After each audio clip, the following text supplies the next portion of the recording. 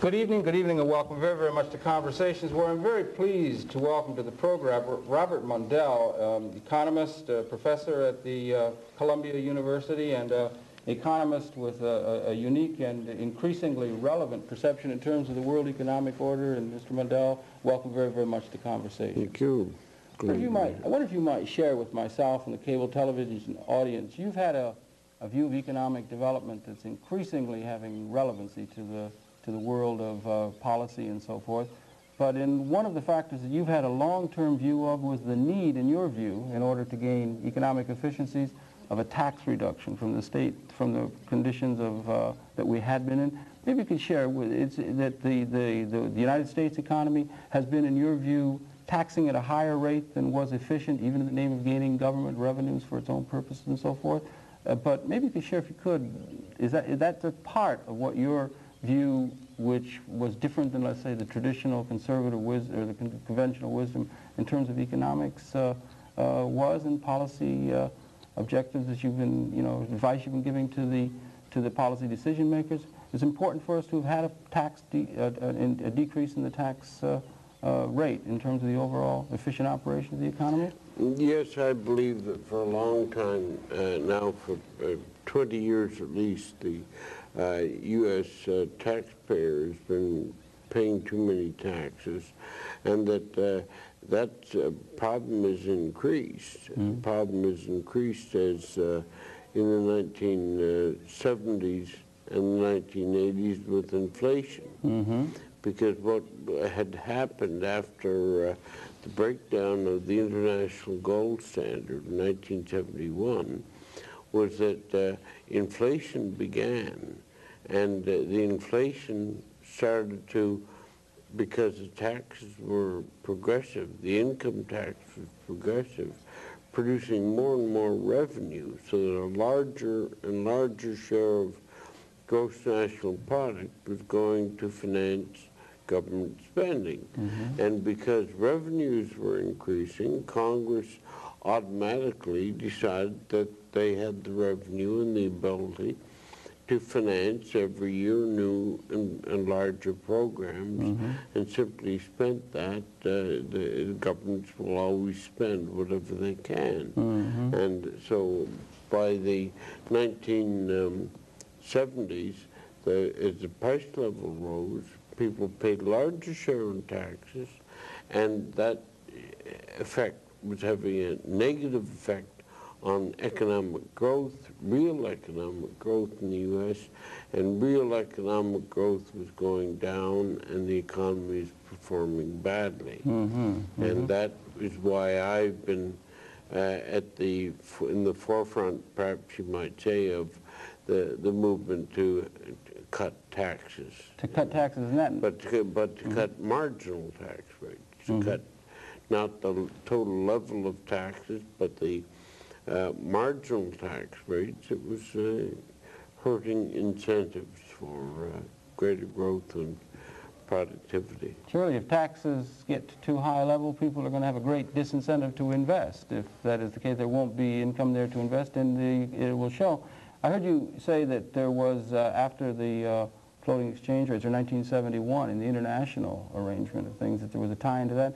But let's say if one were to go back to Walter Heller's advice to President Kennedy in 1963, we had a tax cut that seemed to serve well in the 60s and so forth. Can you see a difference between the context of the tax cut that was done by President Kennedy in 1963 and the tax cuts that have been voted through with Mr. Reagan's administration? Well, what's the difference? It's interesting that you bring up these, because two groups that are apparently so different in philosophy is the Kennedy government in the 1960s and the Reagan government in the 1980s do have that common link. But I have to say that at that time I was working with the International Monetary Fund at the time of the Kennedy tax cuts, and when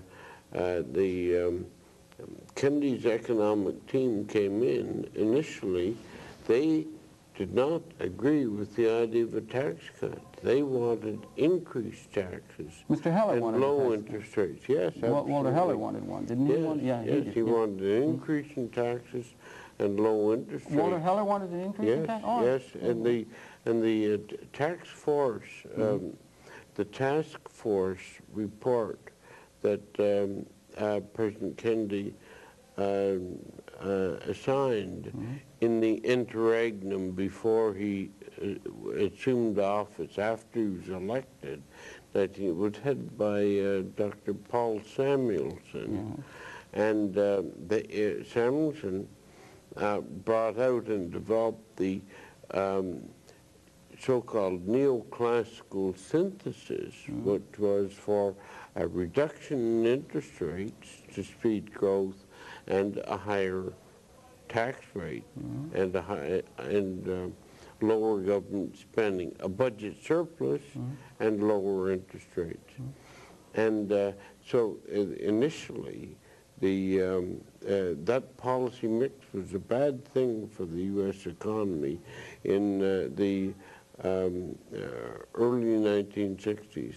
And so for the first 2 years, the Kennedy policy was the opposite of what it should be. It was only at the end, in 1963, that Kennedy shifted over to what at that time, I'd been writing about this, you see, at that time. Had he conferred the with policy mix?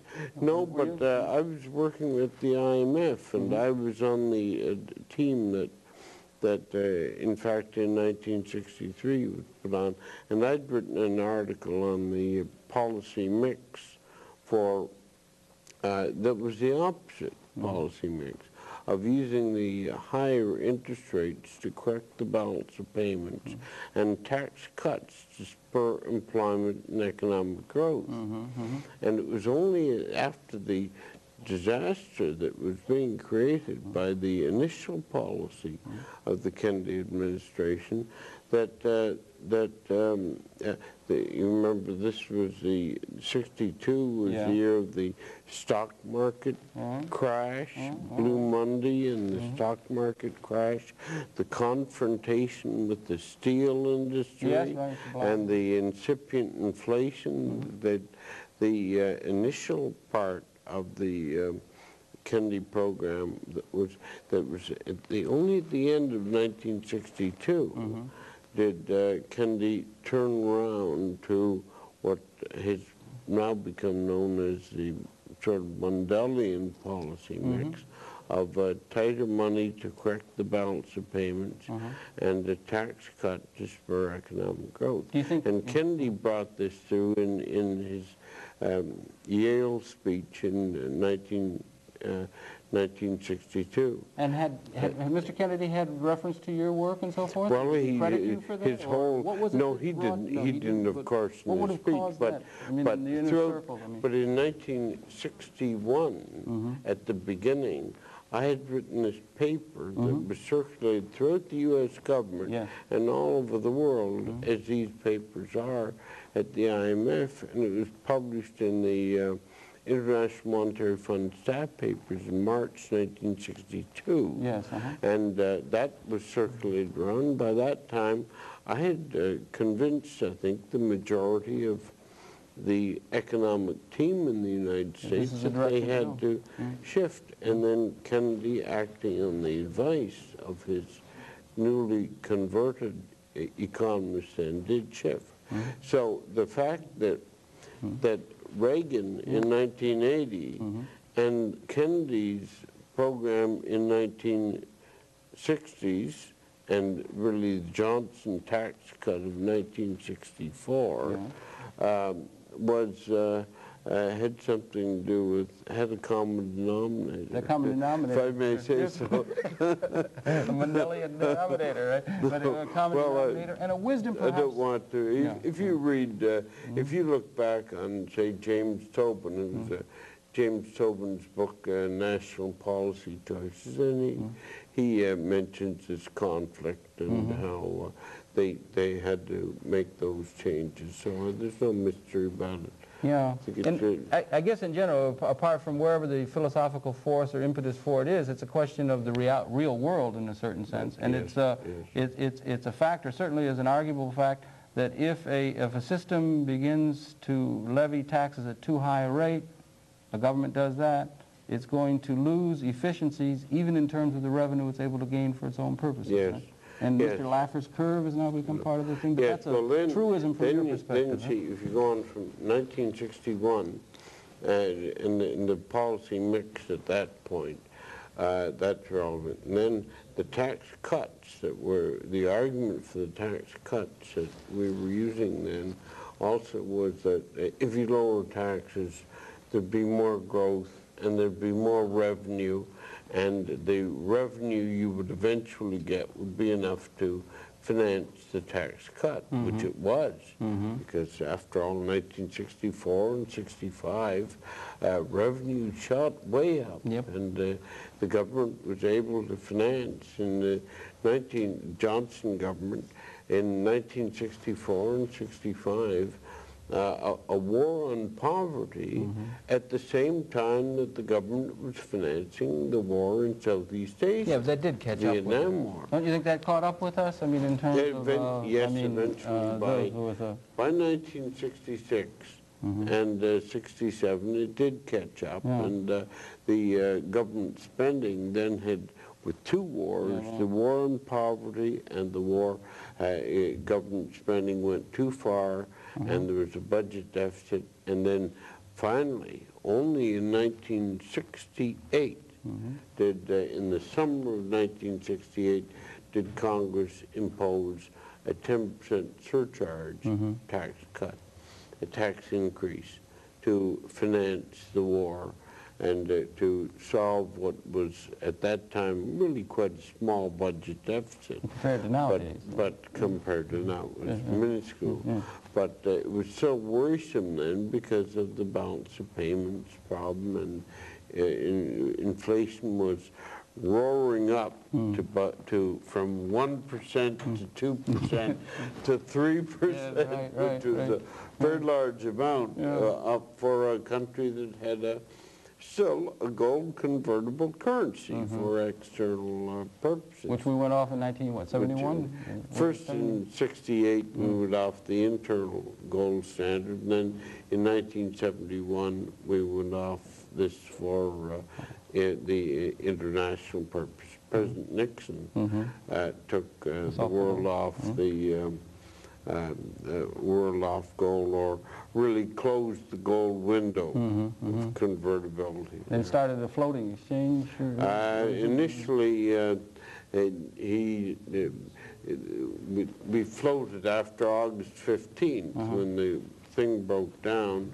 We floated for a few months, and then they had the meeting at the Smithsonian Institution in December of all the nations. A big conference came, and they went back to fixing exchange rates again, but they fixed rates with the price of gold at not at $35 but $38 an ounce.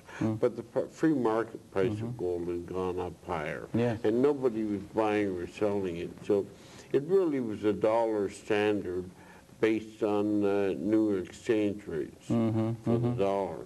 But that only lasted for 2 years. After 2 years, that system broke up. And by June 1973, we then went on to a floating exchange rate system, which broke down, unfortunately, the monetary discipline against inflation. Which has not served us well, in your view, and you would like to see a console toward No, because the first thing it did was to, the new finance of the breakdown of the discipline meant that countries could always get whatever liquidity they wanted to. They could go into the market. If a country wanted more German marks, they could go in and buy it. Their currencies would depreciate, and they'd have some inflation, but they could get all the reserves they want, all the liquidity they wanted. Well, the disastrous part of that was that it broke down the discipline on things like wage rates and even worse, the oil price, the oil cartel, which had, where oil was $3 a barrel, then broke down after the Egyptian-Israeli war. Then when that broke out, the blockade, the embargo on oil became effective. And under floating exchange rates, when the OPEC countries then, not the newly formed, the OPEC had been in existence since 1960, but but the activation of it in a very real sense, tripling, quadrupling oil prices, making oil $12 a barrel at that point, would have created a tremendous balance of payments deficit in the importing countries, and it would have made the price of oil come back down again, because it would have caused a recession, you see. But instead of that, the euro-dollar market expanded. They created more money through there, and the Federal Reserve, fed the market with the U.S. dollars to back up this, ratifying the increase in the oil prices. So the whole tons of money flowed to the OPEC countries, which they then deposited in U.S. banks in London here and everywhere else. You don't think there was a causal relationship? You don't think there was a causal relationship between that change in terms of international monetary order and the oil? Do you think it was a causal? Very definitely. I think that not so much a causal, but a permissive change. See, it couldn't have been what. Look, after all, what is it that stops workers in the auto industries or in lumber industries or any other industries by simply getting together, banding together and saying, we want to have a four-fold increase in wage rates? Well, they can propose that. They could propose it. And, but what would happen if that occurred? Well, if they did that, immediately there'd be a lot of unemployment. The employers couldn't pay it, the companies couldn't pay it, or they'd go bankrupt if they did. There'd be unemployment, people wouldn't buy the cars, and mass unemployment would quickly destroy. That attempt to gouge by that amount, ridiculous amount, would lead to a collapse of the strike and of the union, and things would get back down again.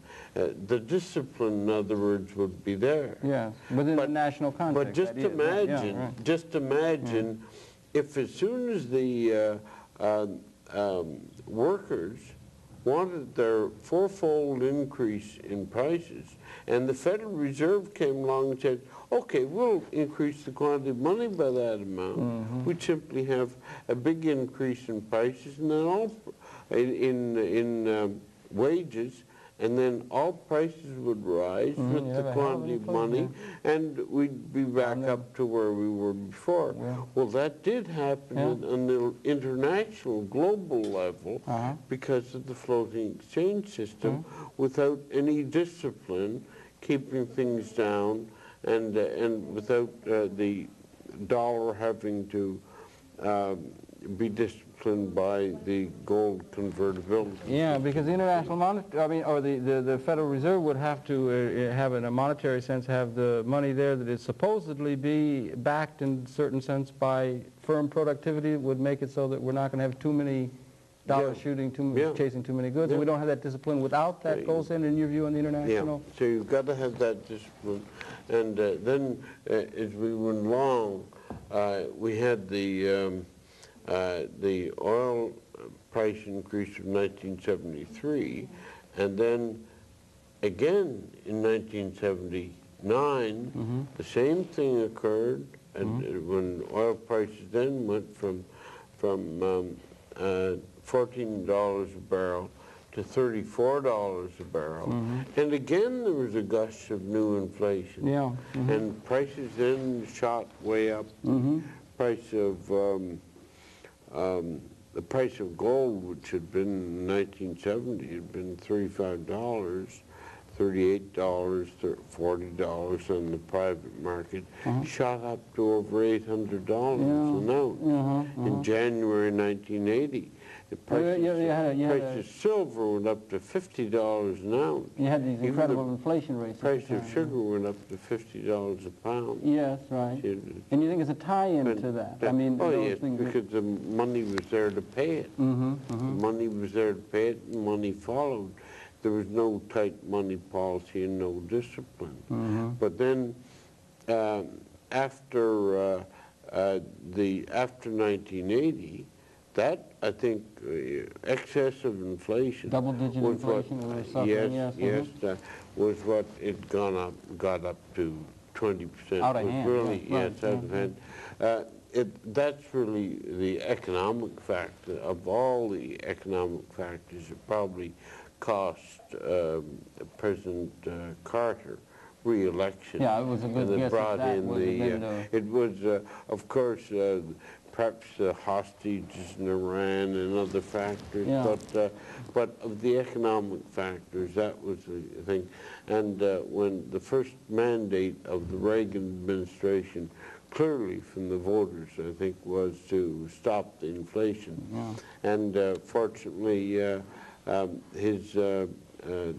president of the central bank, Paul Volcker, was willing to go ahead and do that, and tightened to perhaps too rapidly. Well, we had a real honest-to-God recession there in order to kind of wring that out. It created a great hard deal way to do it, but created a great deal of bankruptcy in human suffering, all over the world, and not just, we're still feeling the effects in our farm sectors and the recession, but it's a cost once a country gets into high inflation. And a big country like the United States, 25% of the world production, the tight money there created deflation all over the world, and it was very costly. Now, it was then there again that the time became ripe for a reapplication of this policy mix of tight money. You have to have to stop the inflation, but a tax cut to spur economic productivity and to keep employment up to offset the tremendous effect on demand. You have to have something that will stimulate supply, and a tax cut was the obvious thing for it.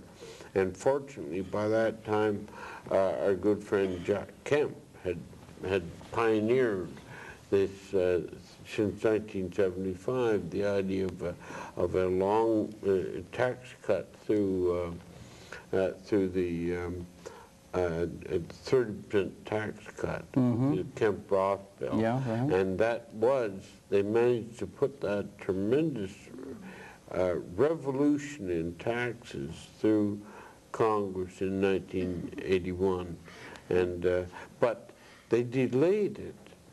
While Paul Volcker was tightening the monetary brake, the tax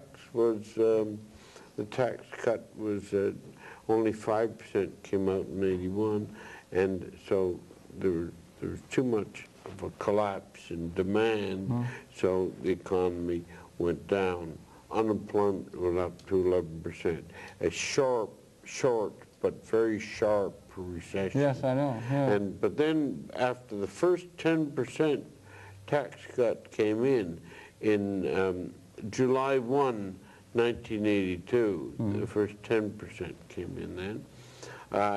By that time, there was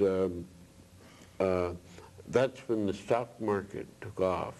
August 1982, when the economy was still going a bit down, they could see that the effects of the tax cut was going to be great for business, and the stock market went from 750 to 1,500. Well, it took well, I mean, we've had a long time. few months that we've got up to the 1,500, yeah. but it went up to 1,100 in a short period of time, and the real recovery started in November 1980. In 82, the pit of the recession was in 1982, and since then we've been going into now. We're into now the fourth year of that recovery. It's as phenomenal. In fact, it's even more phenomenal than the Kennedy tax cut, Kennedy-Johnson tax cut in 1964. It's more phenomenal in the sense that it's a longer-term expansion that we can see and so forth. The expansion is still now it's still the tax cut of the 1964 was not as large, but it had a big impact because it went from 1964 all the way through the Johnson administration with no recession. And it wasn't until they raised taxes in 1968 that led to the 69, 70 recession that President Nixon has to have responsibility for. It has done, it resulted, at least as we speak here now, with these, and given the form of spending that's in the federal budget and the priorities and so forth in terms of national priorities, it has resulted in an absolutely unprecedented and very worrisome $200 billion budget deficit that we have now. Now, how do we weigh that, and how do we put that deficit in terms of this overall, you know, positive side of the things we can see, bringing inflation under control, unemployment down, and interest rates are becoming in control and so forth.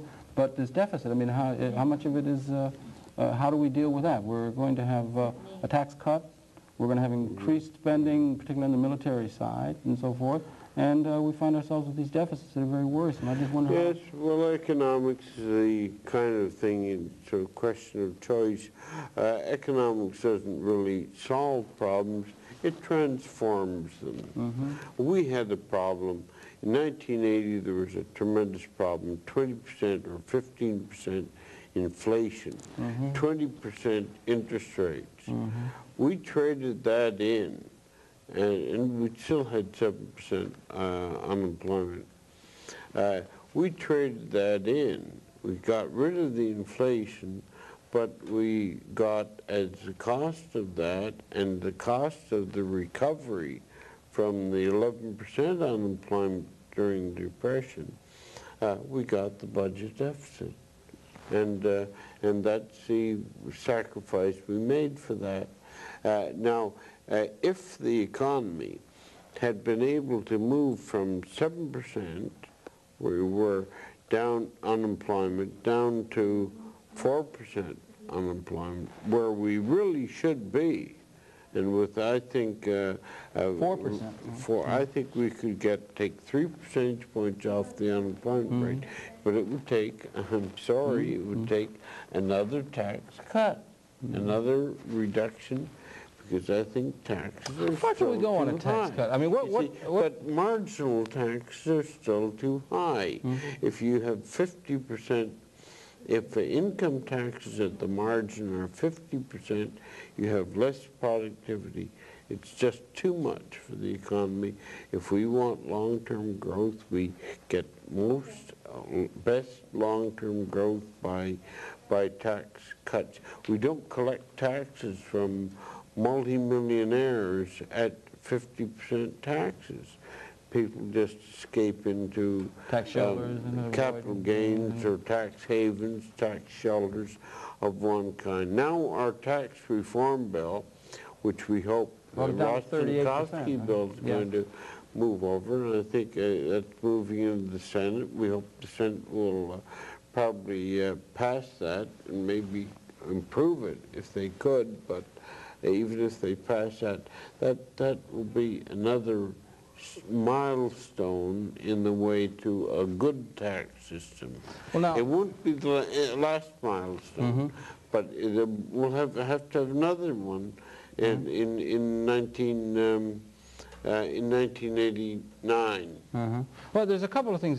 First of all, I mean, how you have a 50% tax, we're down now 38% under the tax reform, I think. Well, is that's the top, what the House, at the top the bill end, the House is taxed. which means that, in a certain sense, by, let's say, people in normal society would say that there are people, say, at the higher end of the social economic ladder are going to not have to pay as high taxes as they had in the past and so forth. But, or let's say, just in general, how low down could a nation go in terms of the rate of its taxation and still be able to, before it reaches a, it's not down to 5%, it's not down to 10, it's not, well, how far down do we go, 25%? Or is there a rule of thumb that you would say? If we, I'd I'd love to be able to get down to 10% or 15 or 20%, but that's, we won't do. I think that... I mean, just in terms of the efficiency of revenue, of realizing revenue. After you have a tax rates beyond 25% at the margin, they cease to be really effective.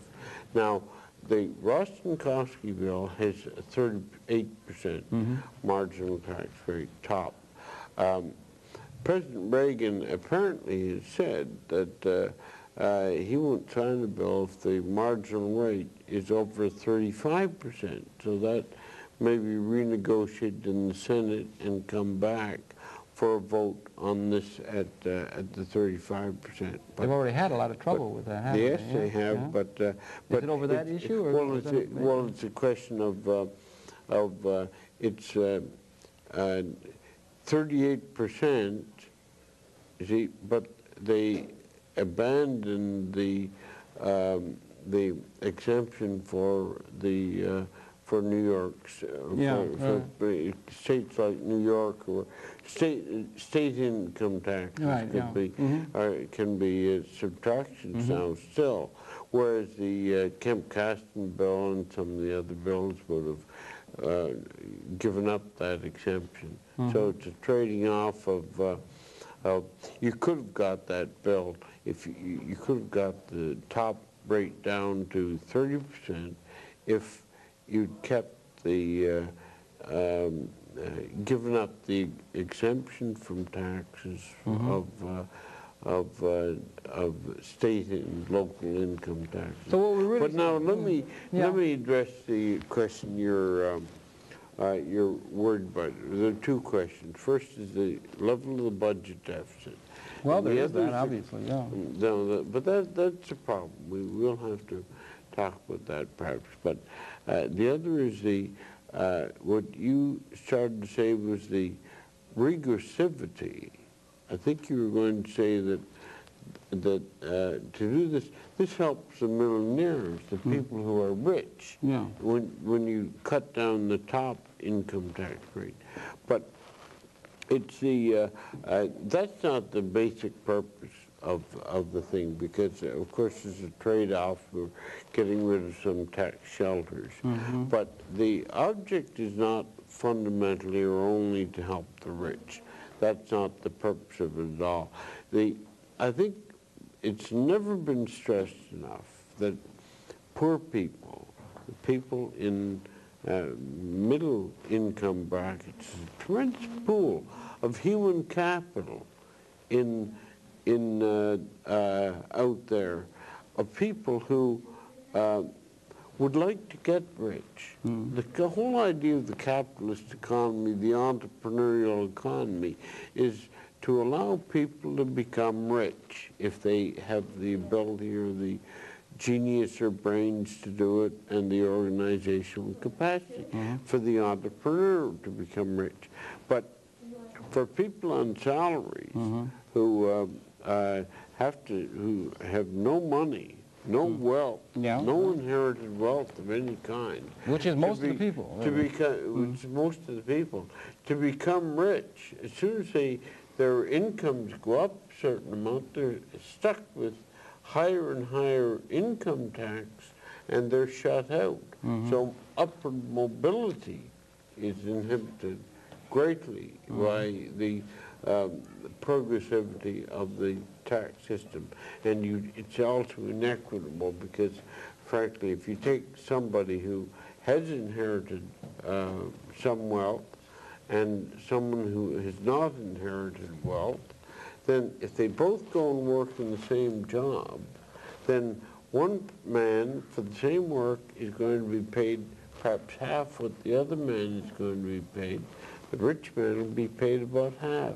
So he won't move into that occupation. A rich man doesn't get many pecuniary rewards from working in academic life, for instance. Even if he would like to be a scholar or a scientist, he certainly will get half the take-home pay if he's in a double the income bracket. Yeah, well, it might be if somebody's rich enough, those things wouldn't matter. I'm not one of those rich people, but there was born rich. But it's not fair. It's not fair to have two people in the same brackets necessarily for the same work getting unequal pay. And that's why I believe that the most equitable thing of all is a flat tax that everybody pays. And I'd rather have millionaires, who I don't expect to be, but I'd rather have millionaires or people with $1 million income, like a good baseball player, or a good hockey player, or a good football player. Rock star. I'd rather have them pay 25% of their income, $250,000 in taxes, than to have to spend all their time worrying about with the lawyers and accountants about finding tax shelters so they won't have to pay any. And I think that you will get the general scaling down of the gross salaries that are paid to higher management of $1 million, $2 million that are paid as salaries for some of the presidents, CEOs of companies, when their tax bills are less than that. So I think that that'll have make the economy much more efficient. And in a certain more competitive. I see. And in a certain sense, what we're talking about here is the efficiency of the, let's say, on the one hand, the efficiency of the governmental process itself in raising revenues for its purposes, because if they get past a certain tax rate, the efficiency of the revenue to return to them becomes lessened because of the disincentives in the economy. Yeah. That's one question. Okay. The other question is one of what degree or what percentage of gross national product or what percentage of the distribution of goods and services in the economy and so forth are things that ought to be in the private sector and developed in the private sector, and what percentage of the goods and services ought to be developed in our governmental services, education, other kinds of things such as this. Is there a correlation between these two things, or where does it fit in, that question, the distinction between them? Yeah. Well, I mean, is a decrease in the, a view of the decrease in the amount of taxation in the name of increased government revenue or efficiency of the economy tie in necessarily also with the idea that there ought to be a decrease in public sector activity, or just what is the sense there? Well, you've got that's a complicated philosophical question. It's because it's not a question just of whether it's government or private, but which government. Yeah, or what the government. Is it federal, state, or local government? Now, who should have charge of our charities? Should we have charities in private hands, private fundraising, or should we and let the government stay out of charity? Well, that doesn't work any longer in the States. We couldn't make that work anymore in the States. We have to have, government has to be involved in charitable work. Charitable, and I mean in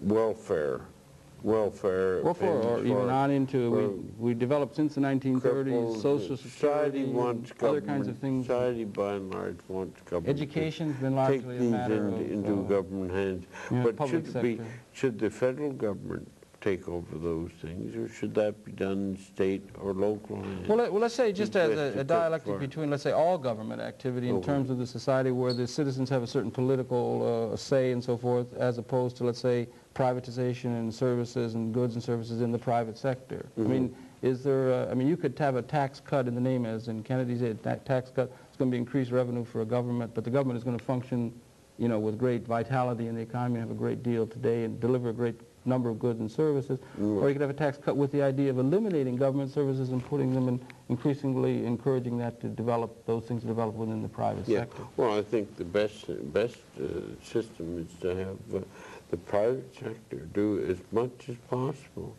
As much as can be done should be done in the private sector. I wish our universities could all be private. I wish that our symphonies, our art should all be private. Everything should be private, except for perhaps police services and national defense and interstate roadways, which have to be coordinated, and states that involve public goods where there's necessary coordination, then government has to be involved. And the appropriate government should be always the smallest level possible, the lowest government, the most local government that can handle things should be. But there's a question, you see, if New York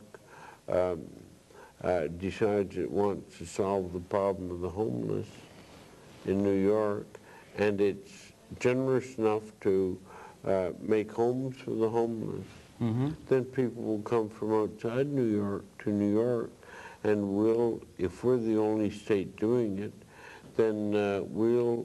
Flooding of people coming to get those New Yorkers will have to pay to house and support everybody in the United States. If they all were to come here because it was such a good came here because thing, we're right? generous. And that might be an analogy for the United States so and the world? Other states are smart. If they see New York doing this, they'd simply get out of the welfare business entirely, and they'd pay the poor, the homeless, give them a bus ticket to New York, and everybody would come here. One wonders how we do it. So that's the problem we get into. Well, that's a problem. And it's a very practical problem. That is, if now, if states, if these problems aren't coordinated.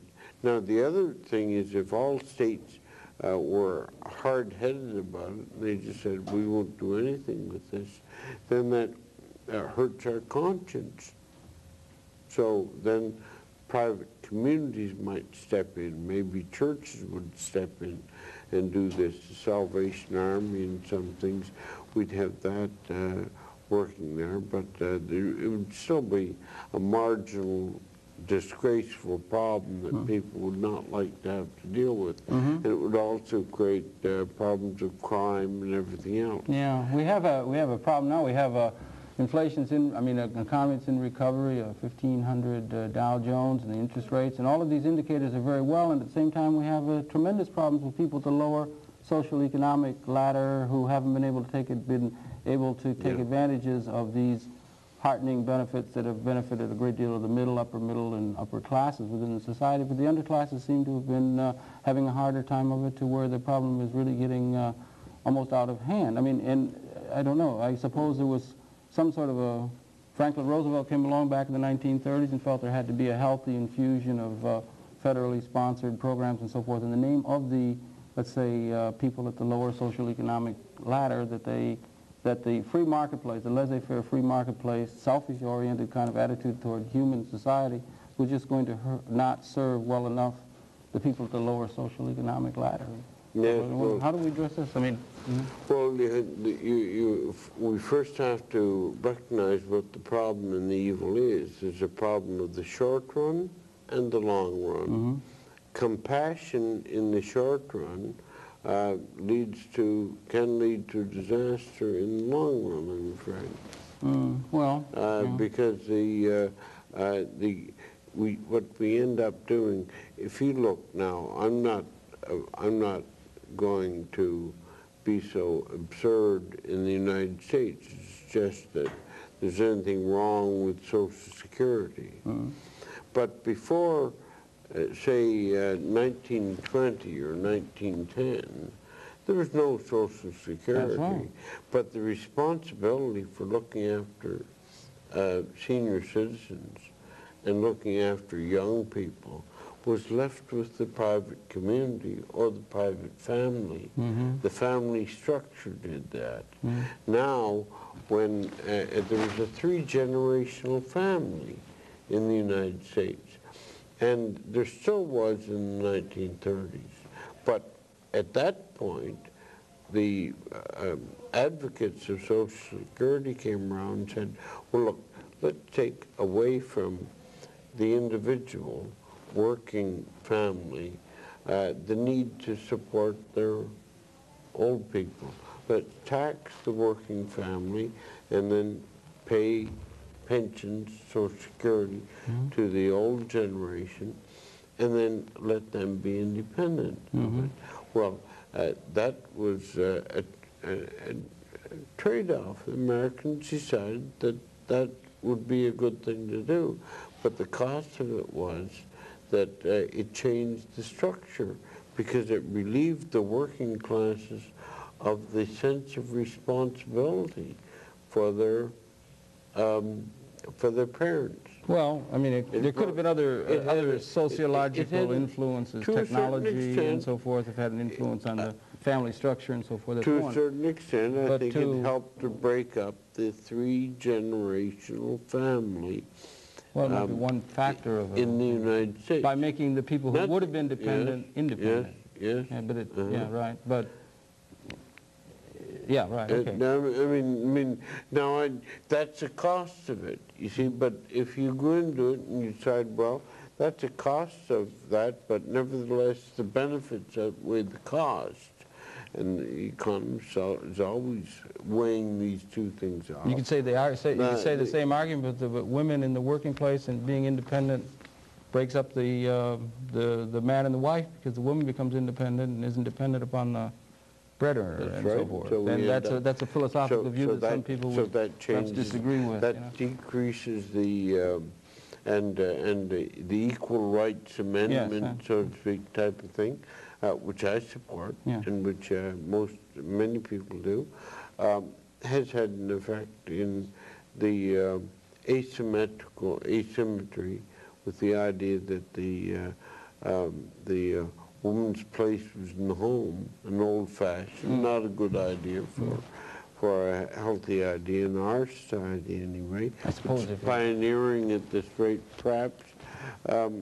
It makes it more independent, and it changes the structure, our mores, and it changes our social habits. Yeah, so slavery did as well. I mean, we used to have slaves who were dependent in the old plantation days and so forth. But in a general philosophical sense, we got rid of slavery, and that changed things sociologically. And then that created the welfare of pauper class. Well, all right. But in general, we would want to see and work and aspire. It took 100 years after that for blacks to achieve any kind of social equilibrium. Well, that might be to our own. And they're still not 100 years after slavery. Yes, right. There's still work to be done in that area. Yes, but in general, you'd be working toward a society in the name of freedom or in the name of a maximally engaged society. And maybe not only economically. Economics is important, but sociologically and so forth. To the degree possible, we would want to have each of the individual members of our society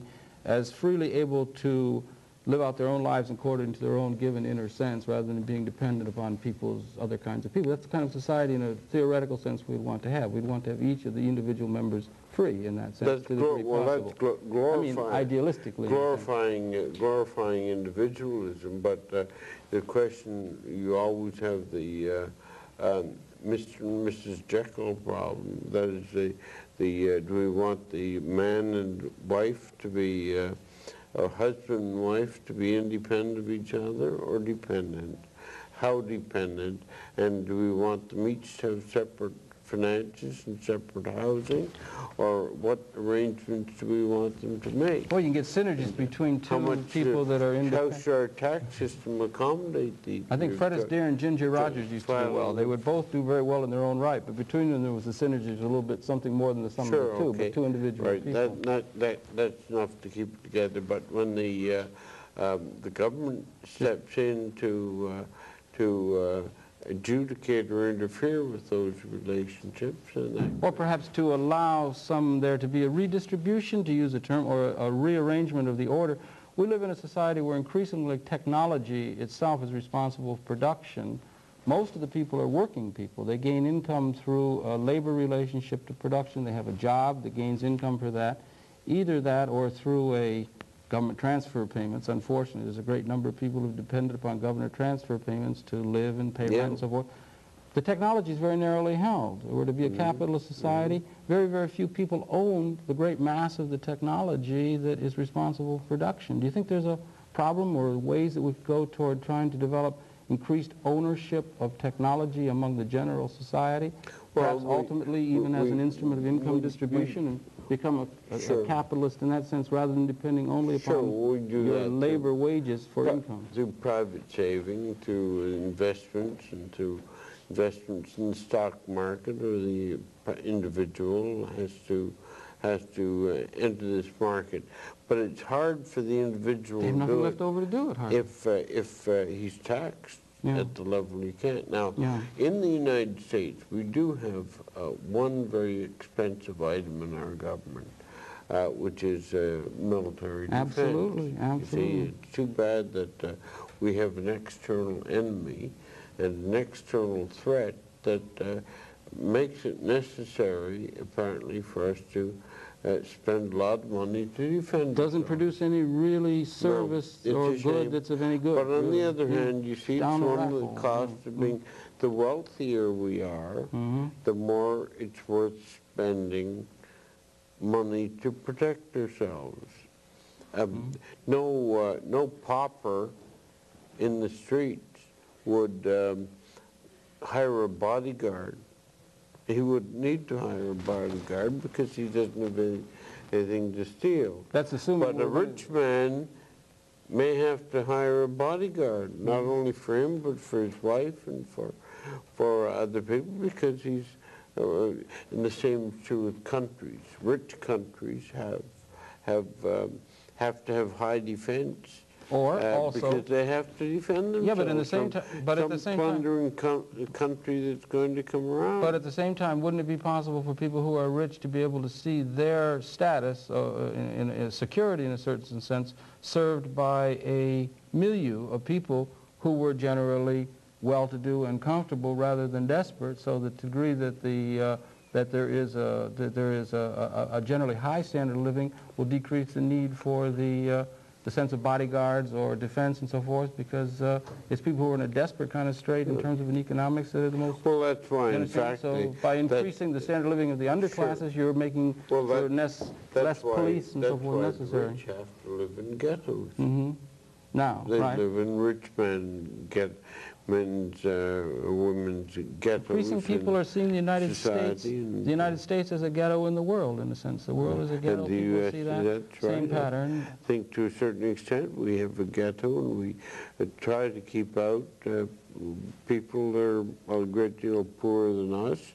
And if we had no immigration laws, then there'd be we'd have a much greater problem than we do of worrying about the underclass. I wonder if there's any analogies in our confederation history or federation. We were a confederation, we were grown on an international scale where there's an increasing interdependency on the international order, and you're well aware of that we're increasingly internationally interdependent.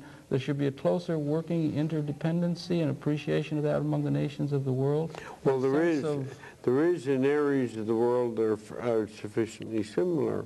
We get factor price equalization to a very large extent throughout the Western territories, as Japan, the United States, Western Europe, in 1945 or 1950, started off with very unequal levels of income. Britain was much higher than, and Italy was very poor at that time. Now, Britain and Italy are about the same economic level. The same economic level throughout Northern Europe exists. They've had free trade. Free trade has equalized factor prices in these areas where there's both mobility and trade. And there isn't all that much of a difference, much less than there used to be, in the standard of living of Japan and the United States and Canada and Western Europe now, so that where one lives is a matter of really personal taste and comfort, but no drastic differences in income. Yeah, and I guess, so we do agree within those areas, but then now, as soon as we solve the problem, initially for Germany and France, they had a hard time accepting Southern Italians coming to work, and the English didn't like to accept Southern Italians at the beginning because they were so poor. But now they've integrated; they've become rich. It might be a model for the world. And now then the problem came to the margin to the Andalusians, south of Spain. They moved in and worked in Germany and sent money back to Spain.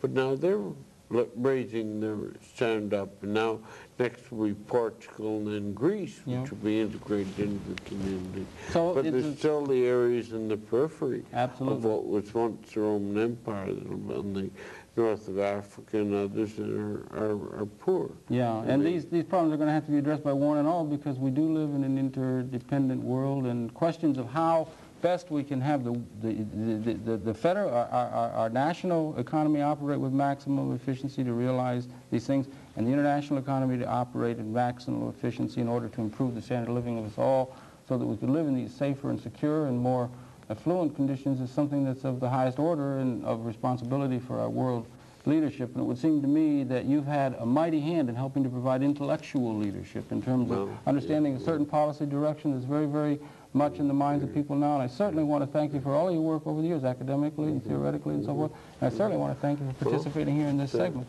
Very fun. It's really been interesting. We didn't even get a chance to begin to talk about expressionistic art, which I know is a straight and long passion with you. A very fine artist indeed. Maybe another occasion, perhaps. Maybe another time. Yes, sir. Yeah.